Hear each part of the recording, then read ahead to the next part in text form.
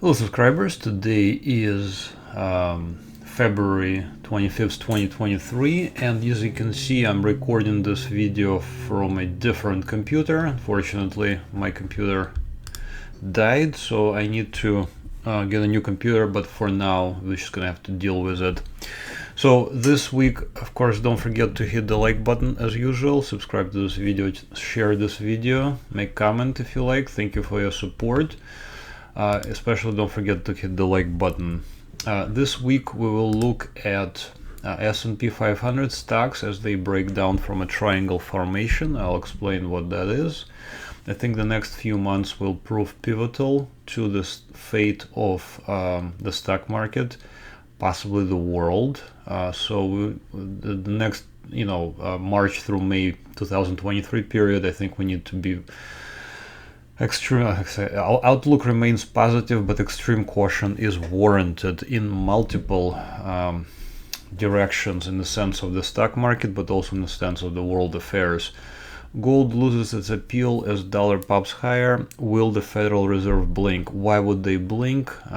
Again, we need to look at the world affairs, possibly escalation of war in Ukraine, possibly the reason for stock market to continue higher actually might be the reason is because there will be again deficit spending as it was during World War II. And we'll also look at ideal price to buy Bitcoin. All right, let's try to get to it. I know it's a little bit weird scenario, but I don't have the pointer, so you just kind of follow along on the screen where my pointer is. Number one, on this chart you see 4 lines, horizontal lines, green, blue, red and yellow lines. So these are my proprietary MasterChartsTrading.com price action indicators. You can find out more about them by going into the description and following the links.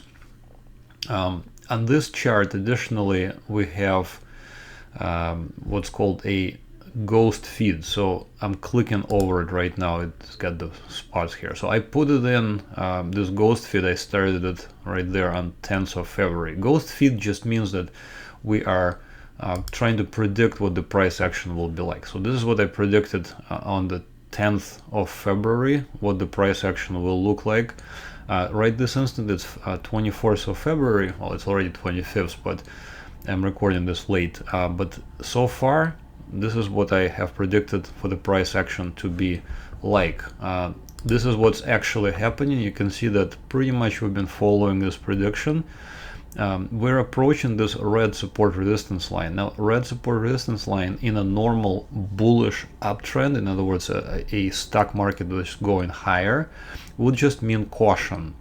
As I pointed out a few weeks ago as well, we have this candle right there where I'm clicking right now on Thursday the 2nd of February. On this S&P 500, the index, the ticker symbol is ES1 exclamation point on TradingView. There was not yet a breakout in a technical sense. So what I mean by a breakout is we see a close above the blue support resistance line that is currently at 4207. It did not occur where I'm hovering on 2nd of February. If we look at S&P 500 ETF SPY on the same date, it did occur. So this is why I have this dilemma, is that if now S&P 500 ETF SPY has dividends. So as a result of that, if we add the dividends back into the equation, then the stock market is now in an uptrend. If we take the dividends out, then we have technically not yet closed above this blue line, and that means we haven't yet rejoined the bull market. So this is the dilemma I'm facing, is that with dividends we have, but without dividends we have not entered the new bull market. So I have I would prefer, I guess, to trust that we have indeed entered the bull market, but we need to look at the objective evidence, and right this instant we're pulling back. So next few days to weeks, if I turn on the projection, how did I even come up with this projection or ghost feed, is we can project my indicators into the future, and notice that what's happening is the indicators are curving down into the future with the lowest point predicted to occur on 20th of April, beginning of a lowest point. So if by that time the price will actually continue lower towards this yellow line, most likely we will make a new low afterwards sometime in early May, and most likely we will continue breaking down. It's a very depressing scenario. I'm thinking that this could happen in case Ukraine will be losing this battle and Russia will counterattack and perhaps surround Kiev. I am knocking on wood that this will not happen, and indeed what I'm hoping for would happen, and you can see this is what I predicted here. You can see that the price came down towards the red support, will come down towards the red support resistance line here in early March, bounce around it, and then continue higher.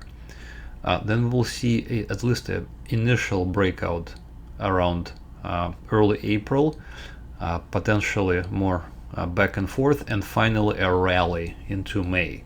This most likely would mean that Ukrainians are winning the war and Putin is either removed from power or at least no longer in the position of power. Again, these are just predictions. There is no way to check this except for wait a few weeks to a few months. The situation right now is not great. We can also look at the weekly chart. So looking at this weekly chart of S&P 500, I pointed out this triangle consolidation.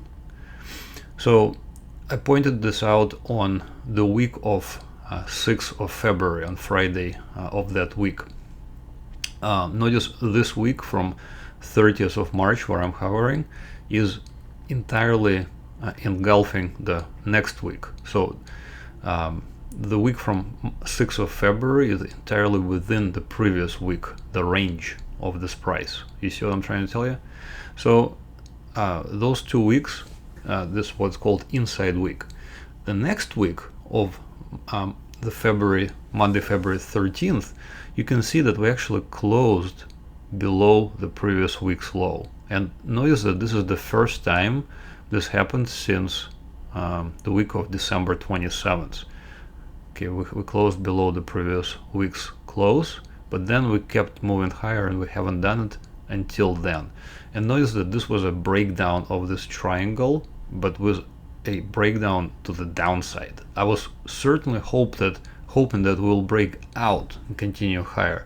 This did not happen. In fact, this breakdown occurred last week, and then this week we followed through with a vengeance. Big red candlestick, not a good sign. On daily chart, you can see it was the same thing. It's more obvious, but I'm gonna kind of make it more obvious. So once again, we're approaching this pretty important level around 39.75, which is the red line. I think at that point, at least some sort of a bouncing around is predicted. So we're looking at Thursday of this week for some sort of a bouncing around that area, and most likely we will rally. So rally into early April, and once again at that point we'll see if that rally will be sustained or we will see a breakdown into a new bear market and continuation lower. I am hoping that this will not happen, obviously. Looking at other indices, this is Dow Jones. On TradingView.com it's called, the symbol is YM1 exclamation point. So Dow Jones broke out into a new bull market back in November of last year. We had several opportunities to buy it. What we do is we wait for a stock, in this case Dow Jones, to come down towards the blue support resistance line. We buy it there. So right this instant we are already there. We are by the blue line, and we are technically oversold because we are in the uptrend. So a security which is in an uptrend and is oversold is likely to bounce. Once again, within the next few days, most likely a bounce of some sort will materialize. Looking at Nasdaq, so Nasdaq never made it to the bull support resistance line. We're still around the red line. So technically, right this instant, we should be selling short, buying puts. It depends on how far out you want to be thinking. So possibly into April we'll be dropping, but things get very murky afterwards. And also this drop, it could be very small. So let's say you do go ahead and buy puts right this instant. Maybe this is all you're gonna get as far as a movement to the downside, about 5%, and then we'll rally. 5% is not bad, because with puts, with put options, you usually triple it, so that's easily 15-20% move for the options. But like I said, we're already oversold by some measures, so a bounce is quite likely. So I want to see this bounce, how high will it carry us. If it carries us significantly higher, then possibly the downside is actually not going to be a major issue in the near term. Looking at Russell 2000, also broke out into the new uptrend where I'm hovering on February 1st. So that's a very good sign. Obviously, you want to be thinking about buying it, but as with all of the other indices, the correlations are very high, so it is likely that all of the indices will either trade sideways or possibly move lower in the near term before finally, knock on wood, moving higher in April. Looking at junk debt, high yield bonds, same story. High yield bonds and stocks correlate highly. They do the same thing more or less. So junk debt also broke out here in early February, but then really got sold pretty hard. Notice on right there where I'm hovering on 21st of February, junk debt hit this low exactly at the red line. I think we will retest this low again in the next few days, and if we hold the support here at the red line currently for junk debt at 89.72, we should rally. And once we rally, I want to see how high we'll bounce. So if we bounce high enough, I think the stock market will be just in pretty good shape.